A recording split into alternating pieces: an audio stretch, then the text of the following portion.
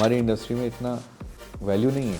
Skill level से DOP नहीं, आपको साइकोलॉजी समझ में आनी चाहिए। अल्टीमेटली क्या है ना, मॉनिटर पे आपको रिजल्ट दिखता है। अरे भाई मैंने कहा ये डायरेक्टर का विजन है। हाँ तो क्या हुआ, हम लोग भी तो प्रोड्यूसर हैं। आपको या उन्हें प्यार हुआ, वो क्या मोमेंट थे जब आपको लगा यार यही मेरी ज़िंदगी में? सारे पत्ते ताश की तरह खुले हुए हैं। एक डायरेक्टर को बिल्कुल डार्क सीन शूट करना था, रात के अंधेरे वाला। कैमरे को अंधेरे का एहसास कराने के लिए भी उस तरह की लाइट करनी पड़ेगी, तो वो उसको समझने को तैयार नहीं था। मुझे एक इंसिडेंट याद है, जब हम क्रुक फिल्म शूट कर रहे थे, नज़र ऊपर गई देखने के लिए, तो मैंने देखा कैमरा हवा में ऐसे घूम रहा है, नीचे सड़क पे गिरा, उसके ऊपर से इमरान की एसयूवी चली गई और एसयूवी हवा में 2-3 फीट हवा में उछल गई।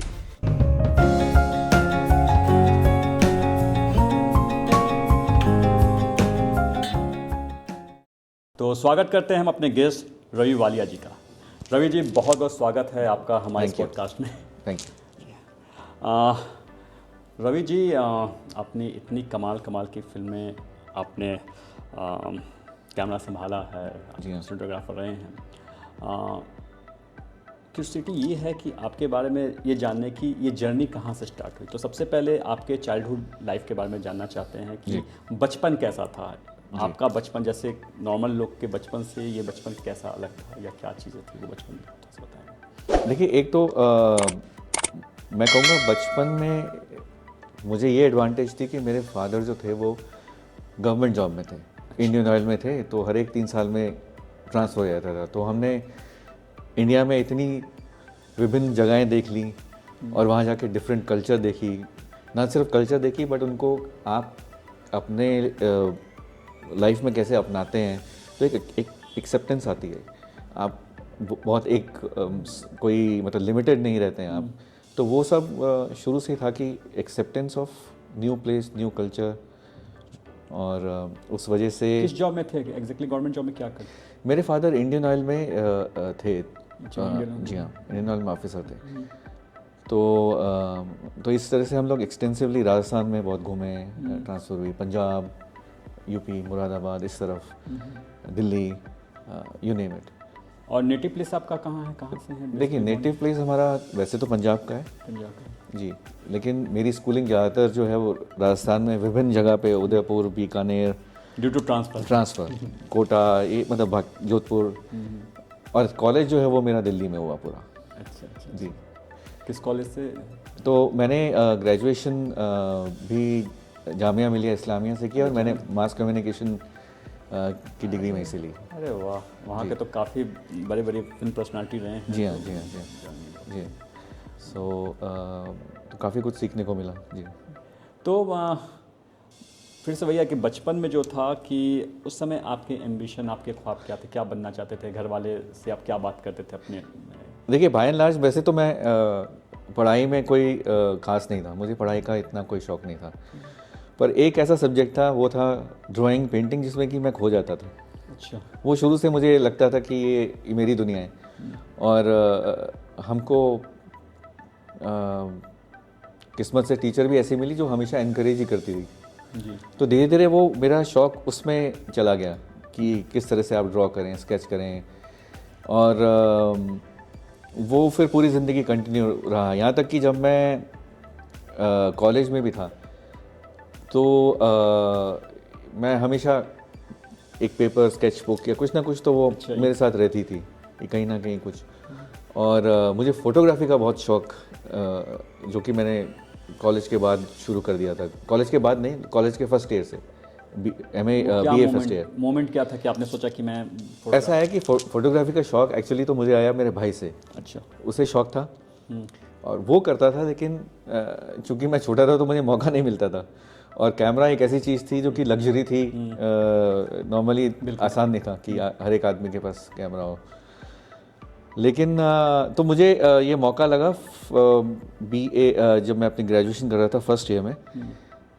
तो मेरी ग्रेजुएशन जो है वो सोशल वर्क में BSW किया है मैंने।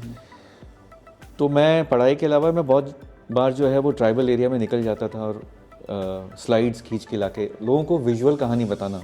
अच्छा। हाँ, तो वो मेरे को ज़्यादा आसान लगता था, कि बजाय इसके कि आप एक वर्बोस, एक लंबा चौड़ा लिखें, इतिहास लिखें, और तो मेरे को ये लगता था कि जो विजुअल तरीके से आप बहुत आसानी से बहुत कम समय में आप एक चीज़ बता सकते हैं वो बहुत ज़्यादा इम्पैक्टफुल भी होती है और आसान भी होती है लोगों के लिए। सो वो शौक़ था मुझे शुरू से ही। यहाँ तक कि मैं आपको अगर अपनी स्कूल का एक इंसिडेंट बताऊँ तो हिस्ट्री की क्लास में भी मैं बैठ के जो टीचर आपको पढ़ा रही है अब वो तो मतलब बिना रुके फ्लुएंटली बोले जा रही हैं और लोग नोट ले रहे हैं, पर मैं बैठ के वो मतलब जैसे अगर पानीपत पथ का युद्ध है तो मैं ड्रॉ करता था। कमाल, अच्छा। हाँ, तो इस वजह से जो है टीचर ने कई बार पकड़ के एक दो थप्पड़ भी लगाए उस समय, क्योंकि वो उसके लिए ड्राइंग मतलब की क्लास तो ही चल रही है। टाइम पास हो रहा है उसके लिए। तो पर एक्चुअली में मैं वो ये ड्रॉ कर रहा था कि सिचुएशन क्या है, कौन किधर। तो हाँ, एक था विजुअल के प्रति लगाव शुरू से ही। तो आपके पेरेंट्स जो थे, क्योंकि वो तो उन सब चीज़ को वो तो कभी सोचा नहीं होंगे कि मेरा बेटा इंडस्ट्री में जाएगा फिल्म में, तो उनको क्या लगता, जब उनको ऐसे शिकायतें भी मिलती होंगी कि आपके बच्चा ऐसा कर रहा है, या फिर वो घर में भी देखते होंगे ऐसे करते हुए, तो उनको वो उनका क्या रवैया था, उनकी क्या सोच थी? देखिए, उनको चिंता तो थी कि ये इसका क्या होगा, कोई डायरेक्शन समझ में आ नहीं रही है। पर मैं ये कहूँगा कि उन्होंने कभी मेरे को ऐसा रोका नहीं या कोई तंग नहीं किया, या हमेशा चिंता तो वो करते थे जैसे। पर तो उन्होंने मुझे एक्चुअली यहाँ पे BSW करने जामिया मिलिया इस्लामिया में इसलिए डाला कि चलिए एक प्रोफेशनल कोर्स है, आगे जाके MSW कर लेगा, कहीं लग जाएगा इंडस्ट्री में, HRD डिपार्टमेंट। अच्छा, वो मुझे लगा कि लेक्चर वगैरह सोच रहे नहीं, वो इस पर ये मेरी खुशकिस्मती थी कि मैं वहाँ एक दिन मैंने देखा कि कुछ लोग जो हैं स्टूडेंट्स एक बड़ा सा कैमरा लेके और वहाँ पे कर रहे हैं शूट। तो मैं एकदम मतलब रुक गया, मैंने कहा अरे ये तो मेरी सीट है, वो जो बैठा हुआ है कैमरा लेके ये तो मेरी जगह है, ये अच्छा, लिटरली आपको ऐसा फील हुआ? ऐसा फील हुआ। मैंने कहा ये यहीं पे तो आना है मुझे। और फिर मुझे पहली बार पता लगा कि जामिया में जो है वो एक ऐसा डिपार्टमेंट है जहाँ ये सब सिखाया जाता है। तो मैंने अपने फादर को कहा कि ग्रेजुएशन के बाद मुझे मास कम्युनिकेशन में जाना है। तो पहले तो वो खुश नहीं थे, उनका कि क्या करेगा वहाँ जाके, क्योंकि हर एक पेरेंट को चिंता होगी कि एक ऐसा फील्ड जहाँ पे आप कोई एक डेफिनेटिव स्ट्रक्चर नहीं होता है और बैकग्राउंड भी नहीं है वैसा, और बैकग्राउंड भी नहीं है, तो वो चिंता तो थी। बट ठीक है, लेकिन वो फिर मेरी जिद थी तो मैंने करना ही था। तो ये हुआ। तो वहाँ से आपको मतलब फर्स्ट टाइम जो आपने कैमरा देखा तो आपको ये लगा कि ये यही जगह है, बस यहीं तो आना था। और मैं आ गया, और आने के बाद और मैंने ये भी सोचा था कि ये देखो कितनी अच्छी जॉब है, इसमें तो पढ़ना नहीं पड़ता है। अच्छा, बस विजुअल्स हैं, खींच रहा है, सामने पीछे बैठा है, वो तो बाद में समय कितना पढ़ना पड़ता है आपको आने के बाद पता लगता है कि अच्छा ये ओके पढ़ना भी है। तो एडमिशन क्या आपको आसानी से मिल गई, या फिर उसके लिए फिर? देखिए, आसानी से तो नहीं मिली, इन द सेंस कि मेहनत तो करनी पड़ती है आपको। बाकायदा रिटन एग्ज़ाम, बहुत सारे हज़ारों की लाखों की तादाद में लोग आते हैं। और मैं जानता हूँ कि जामिया मिलिया का जो एग्ज़ाम होता है बहुत टफ होता है, एग्ज़ाम है। जी। तो हो गया। और एक्चुअली मैंने थोड़ा सा रिस्क भी लिया, क्योंकि उस समय ही मेरे MSW जो मास्टर डिग्री है उसका भी एग्ज़ाम होना था। ओके। मैंने वो एग्ज़ाम मिस किया। मैंने मास कॉम का एंट्रेंस एग्ज़ाम दिया और मैंने अपने फादर को बताया नहीं। अच्छा। तो अगर मेरा एडमिशन नहीं होता तो बहुत मुश्किल पड़ जाती, क्योंकि उनको मैं एक्सप्लेन नहीं कर पाता कि मैंने ये एग्ज़ाम क्यों नहीं दिया है, जो कि मतलब सीधी ऑब्वियस रास्ता था मेरे लिए। तो मैंने वो रिस्क लिया। बट वो हाँ ठीक है, वो मेरे लिए वर्क कर गया, ऊपर वाले का शुक्रिया। ये भगवान को मानते हैं आप? हाँ जी, बिल्कुल, भगवान तो बिल्कुल। तो स्टूडेंट लाइफ आपकी उस समय जो था जामिया मिलिया की कैसी रही वो? देखिए, स्टूडेंट लाइफ मैं ये कहूँगा कि सीखने को बहुत मिला, इन द सेंस कि वहाँ पे जाके जो आप कुएं के मेंढक है ना, ऑल ऑफ अ सडन जो है वो दुनिया, आपको ये रियलाइज़ होता है कि दुनिया उतनी बड़ी है जितना सोच भी नहीं, जितना आप भागोगे उतनी आगे। तो ये आपके ऊपर डिपेंड करता है, वो आप कितना जो है भागना चाहते हैं, आप कितना देखना चाहते हैं। तो कहीं ना कहीं मुझे वो जो अपनी एकेडमिक स्टडी के अलावा पढ़ने का शौक़ वहाँ पड़ा, किताबें पढ़ने का बहुत सारी। तो मुझे बहुत सारी, मेरे को क्लास में छेड़ा करते थे कि तेरे को बहुत सारी जो है ना वो बिना मतलब की नॉलेज कुछ ज़रा ज़्यादा ही है बजाय पढ़ाई के। क्योंकि मुझे बड़ा अच्छा, एक मुझे डिबेट करना, मुझे कुछ किसी बात पे, टॉपिक पे मुझे बहुत अच्छा लगता था, तो उसके लिए पढ़ना जो है वो ज़रूरी है। आप हवा में तो बात कर नहीं सकते, तो वो सब था। तो मुझे पढ़ने का बहुत शौक़ लगा और मुझे एकदम से दुनिया खुल गई मेरी वहाँ जामिया में आके। So I am, teachers were brilliant, उन सब ने काफ़ी ऑनेस्टली जो है वो इनकरेज किया। So I am very grateful to them. तो जो आप उसमें पढ़ाई कर रहे थे, तो क्या वो जितने भी सिनेमोग्राफी से रिलेटेड विजुअल्स बुक्स ज़्यादा पढ़ते थे, या फिर आप और भी वो क्या क्या आपके नॉर्मली? देखिए, वो आपका रास्ता दिखा सकते हैं, ठीक है। तो कुछ किताबें वगैरह तो होती हैं, हर एक आप पढ़ लेते हैं जो भी है, लेकिन उसके बाद में जो आपकी जो अपने आप को एजुकेट करने की जो एबिलिटी है वो आपके ऊपर है। और ये ऐसा सब्जेक्ट है जिसमें आपका पूरा निचोड़ कि आप बचपन से लेके जो है वो आप वो उस स्टेज तक जो आपने सीखा है वो सब आया था उसमें। जैसे एक राइटर है, एक राइटर जो है बॉम्बे में आके कमरे में बंद हो जो पैदा हुआ है वो नहीं लिख सकता, वो वही लिख सकता है जिसने जीवन में धक्के खाए हैं, कहानियाँ उसके पास हैं, इमोशंस उसको समझ है इमोशंस की। तो वही ये एक आप कह लीजिए कि विजुअली भी आप जो है वो जब तक कि आपने दुनिया ना देखी हो, डिफरेंट चीज़ों को फील ना किया हो, तब तक आपकी एक जो है ना वोकेबलरी नहीं बनती है। वो आपके ऊपर डिपेंड करता है, वो किताबें आपको नहीं सिखा सकती। किताबें आपको सिर्फ एक रास्ता देना, एक डायरेक्शन दे देंगी आपकी कि हाँ ये है। बाकी रही बात टेक्निकल नॉलेज की, तो वो हाँ उसके लिए तो आपको पढ़ना है, बट वो मतलब मेरी स्किल का वो आधा पहलू है। आधा पहलू जो है वो आपका नज़रिया, आर्ट ये है, वो आपको अपने आप डेवलप करना है। तो उस समय मुझे लगता है रवि जी कि आपका ये कॉन्सेप्ट तो क्लियर हो गया होगा कि अब मुझे क्या बनना है जी, क्योंकि मास कम्युनिकेशन में तो पढ़ाई तो बहुत कुछ होती है। जी हाँ जी, तो ये तो हो गया होगा कि मुझे सिनेमोग्राफर बनना है, ये आपका कॉन्सेप्ट क्लियर जी हाँ, और उस समय आपने बहुत सारी इंटरनेशनल मूवीज़ भी देखी हुई, वो सब वर्ल्ड सिनेमा वगैरह दिखाते हैं। जी हाँ जी। तो ऐसी कौन सी मूवी थी जो आपको सबसे ज़्यादा उस समय अपील की कि यार ऐसा कुछ मुझे काम करना है, ऐसा कुछ एक नहीं होता कि हर स्टूडेंट की लाइफ में एक ऐसी कोई फिल्म होती है? जी, देखिए मुझे उस समय हमारे जो कॉलेज में भी फिल्म दिखाई जाती थी, या फिर वहाँ पे एक एडवांटेज दिल्ली में ये था कि हर एक एम्बेसी जो थी वो फिल्म फेस्टिवल करती थी, पोलिश फिल्म का फेस्टिवल। तो उनके यहाँ उस साल की जो चुनी हुई फिल्में हैं वो सिरीफोर्ड में चल रही हैं, या शकुंतलम में कोई फेस्टिवल आ गया है, तो मतलब अनगिनत फिल्में। तो लेकिन बहुत सी फिल्में ऐसी हैं जो आप शुरू से लेकर अंत तक आपके रह जाती हैं अंदर दिमाग में। बहुत सारी फिल्में जो हैं वो रह जाती हैं, इवन उसके विजुअल्स जो है वो अभी तक आपको फ्लैश करते हैं। जैसे द बाइसिकल थीफ, अगर आप इटालियन पहली फिल्म देखें, मुझे वो फिल्म भी अच्छी लगती है। सो डिफरेंट एक्चुअली स्टेजेस पे डिफरेंट फिल्म। गॉडफादर बहुत बढ़िया फिल्म है, मतलब क्या जितनी तारीफ करो कम है। सो इस तरह की आपको बहुत सारी ऐसी फिल्में मिल जाएंगी जो आपको किसी ना किसी तरीके से कुछ ना कुछ सिखाती हैं। लेकिन फिल्में तो बहुत सारी होती है। मैं खुद वर्ल्ड सिनेमा देखता हूँ, फिल्में करूँ तो दुनिया भर की फिल्में मैं खुद देखता रहता हूँ। मुझे ये समझना है कि वो फिर आपका वो सिलेक्शन कैसे होता था, क्योंकि हर फिल्म मेकर के देखा जाए तो उनकी अगर फिल्मोग्राफी में देखो तो कई फिल्में होती हैं, आपके पास लिमिटेड टाइम होता है जी हाँ, उसी में आपको, तो आपका वो कैसे वो सिलेक्शन की ये चीज़, ये मेरी तरह की फिल्म है, ऐसी फिल्म मुझे देखना है, ये मेरा मूड है, ये मेरा टेस्ट जैसे एक फिल्म आई थी, मैं पोलैंड की आपको बताऊँ, कॉर्न, एक उसका नाम था, पोलिश नाम, उसको अभी तक याद है, कॉर्न ब्लूम एंड ब्लाउ। अच्छा, वो फिल्म मुझे जो है वो दिल, मतलब वो छू गई।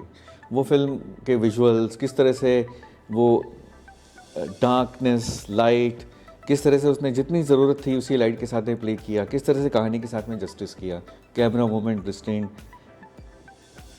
जितनी ज़रूरत है, जितनी मीनिंगफुल है उतनी की गई। तो वो सब उस जो है मुझे लगा कि वो मेरे लिए बड़ी आइडियल फिल्म है। हालांकि वो फिल्म इंटरनेशनल लेवल पे नहीं चली, लेकिन उस फिल्म में कुछ ऐसा था जो रह गया मेरे साथ।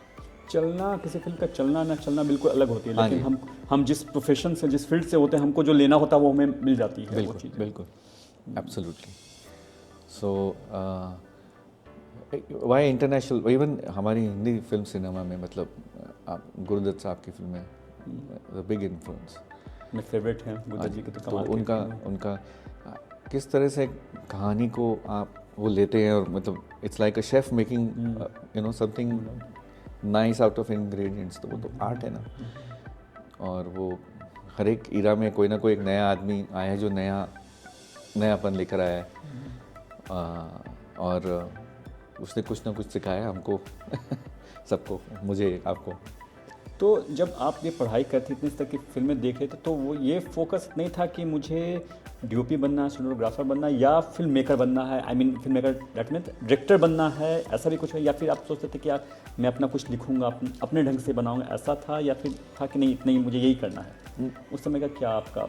नहीं, मेरा एम इंस्टिंक्टिवली मैं विजुअल्स की तरफ बड़ा अट्रैक्टेड शुरू से ही था। तो ये तो पता था कि जो भी मुझे करना है, मुझे कैमरा के आसपास ही करना है।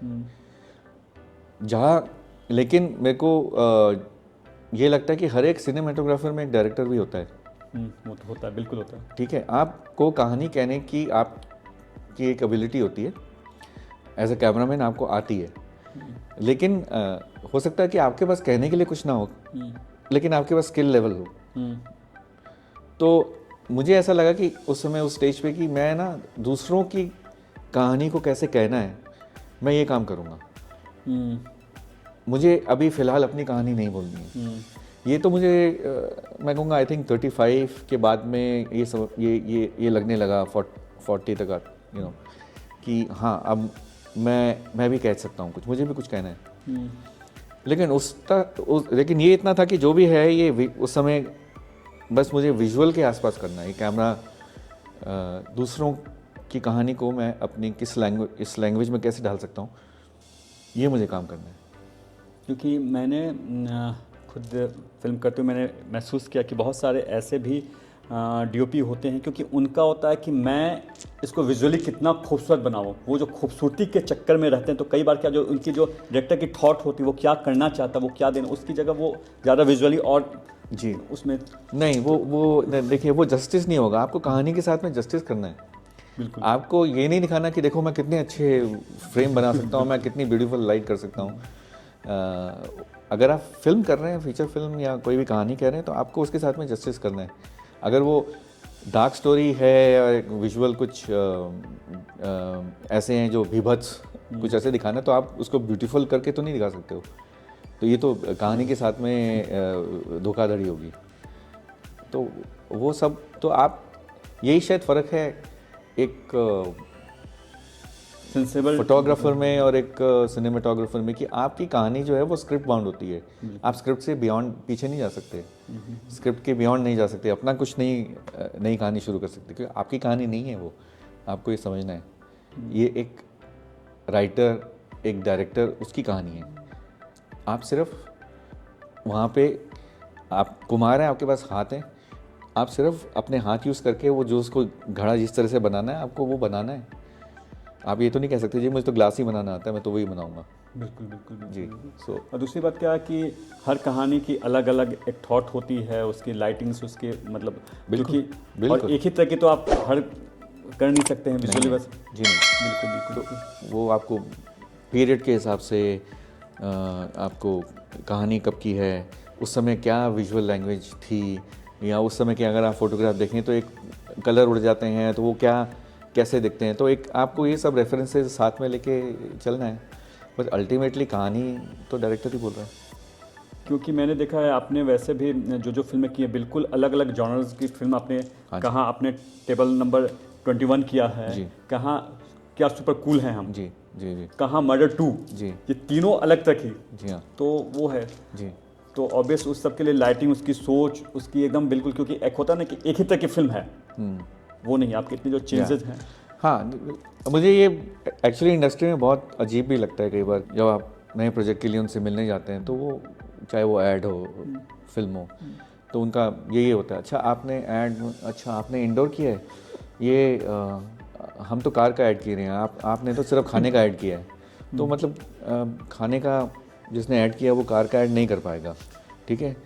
आपने अरे यार आउटडोर शूट किया है, ये हमारा तो यार स्टूडियो के अंदर है, तो वो क्यों, आप बड़ा मुश्किल हो जाता है कि आप जाके उनको ये कन्विंस करें कि जी देखिए मैं इंडोर भी काम कर सकता हूँ, मैंने अगर ये काम किया है तो मैं ये भी शूट कर सकता हूँ। तो आई थिंक लेकिन ये ये उनके दिमाग में क्यों आती है, आपको क्या लगता है उनके पीछे उनकी साइकोलॉजी क्या होती है? कहीं ना कहीं शायद उनके दिमाग में ये होता है कि जो हम चाहते हैं क्या ये सामने वाला कर पाएगा या नहीं कर पाएगा। ये इतने करोड़ों का प्रोजेक्ट है जो एक दिन में इसका दारोमदार इस आदमी के ऊपर है, अगर ये नहीं कर पाया तो क्या होगा। तो उस चक्कर में मुझे लगता है कहीं ना कहीं वो पर्सपेक्टिव ये खो देते हैं कि सामने वाला जो है वो एक एकम्प्लिश्ड आदमी है अपने फील्ड में, वो कर सकता। मुझे ऐसा लगता है पर्सनली, मेरी ये पर्सनल राय है कि अगर कोई एक डीओपी है जो एक ही तरह की जॉनर की फिल्म में कंटिन्यू किया जा रहा है, उससे आप कोई फिल्म करवा रहे हो, सपोज एक ऐसा कोई डीओपी है जो कंटिन्यू सस्पेंस थ्रिलर 20 फिल्में बनाया है और आप उसको अप्रोच करो, और एक ऐसा डीओपी है जो कभी कॉमेडी भी किया हुआ है, कभी सस्पेंस थ्रिलर किया हुआ है, हॉरर किया हुआ है, एक्सपेरिमेंट करने के लिए बहुत कुछ होता है बनिस्बत, क्योंकि वो आदमी तो फिर रूटीन वर्क करेगा। जी हाँ, हो सकता है कि उसको मौका ना मिला हो बेचारे को जो कंटिन्यूसली कर रहा है, बट हाँ बाय एंड लार्ज ये कि आप चाहे राइटर हो, चाहे डायरेक्टर हो, चाहे म्यूजिशियन हो, चाहे सिनेमेटोग्राफर हो, आपको हमेशा अपने आप को एक तो एक्सपेरिमेंट करते रहना, कोई नई चीज़, कुछ नया स्किल, कुछ नया देखने का तरीका, ये आपको हमेशा अपने काम में रखना है। क्योंकि अगर आप स्टैग्नेट कर जाएंगे, एक ही तरह का काम करेंगे, तो फिर वो ज़्यादा दूर नहीं जा पाएंगे आप। तो वो अपने आप को रीडिस्कवर करने का जो स्किल है या एटीट्यूड है, वो बहुत ज़रूरी है। सो आई थिंक मेरे हिसाब से तो आपको सारे जॉनरे का एक आपको एक्सपीरियंस होना चाहिए।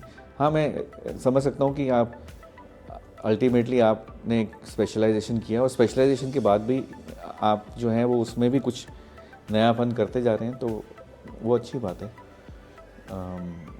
वो उस आदमी को तो एनकरेज करना चाहिए। डेफिनेटली, क्योंकि एक फिल्म बनती है उसके पीछे एक बहुत लंबी जर्नी होती है, क्या क्या कैलकुलेशन होता है, वो तो नो डाउट वो है। रवि जी, हम इस बात को और आगे बढ़ाएंगे, लेकिन मुझे थोड़ा सा फिर से बैक में जाएंगे।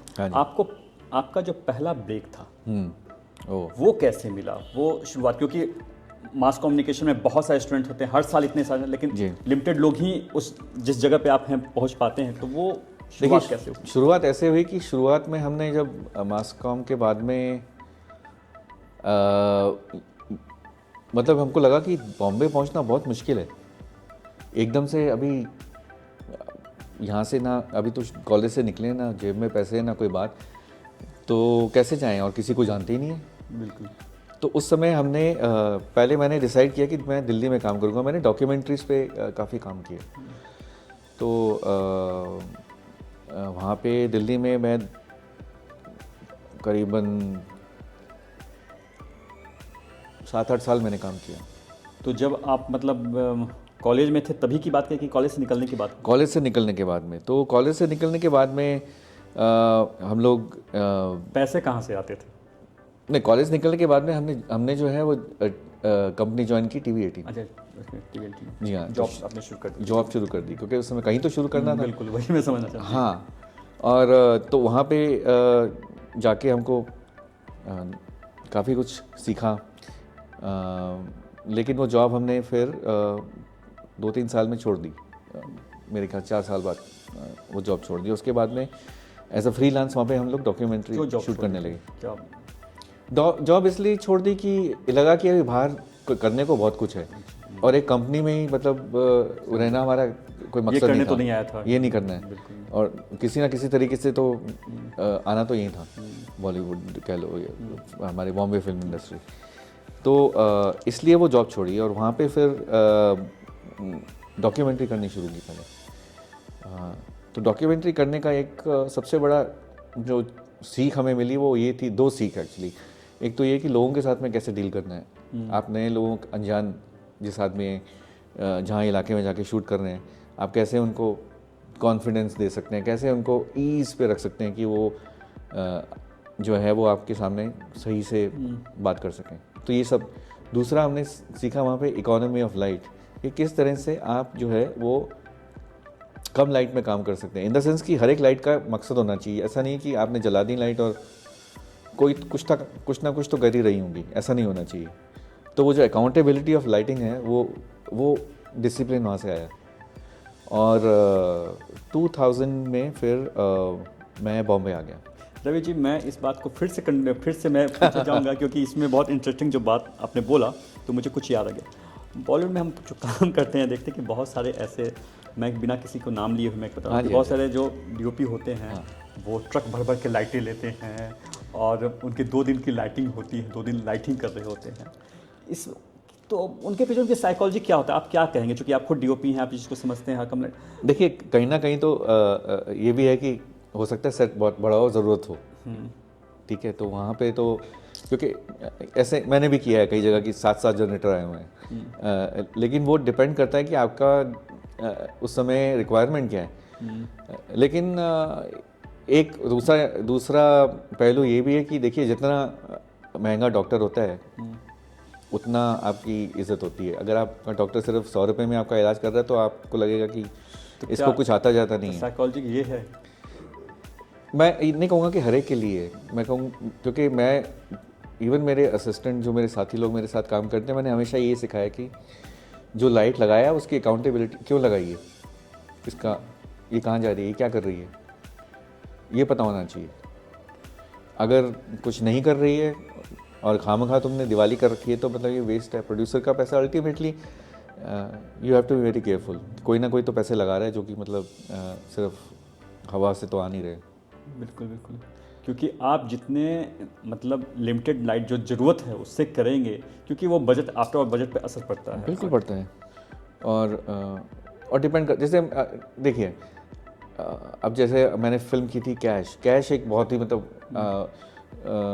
हाई की स्टाइलाइज, तो उस तरह की फिल्म थी। अगर उसमें आपको बड़े बड़े सेट हैं, बड़ी बड़ी लाइट्स हैं, बड़ा बड़ा एक्शन है, तो आपको लगाने ज़रूरत पड़ती है। आप वहाँ पे ये नहीं कह सकते कि नहीं मेरा एफर्ट ये है कि मैं कम लाइट में काम करूँ। मैं ये तो कह रहा हूँ कि जहाँ जिस चीज़ की ज़रूरत है, जी हाँ, वहाँ तो होनी चाहिए। मैं ये कतई नहीं कह रहा हूँ कि फिल्म के ज़रूरत है कि आपको लाइट्स वैसे होने चाहिए और आप उसमें कंजूसी कर, वो नहीं है।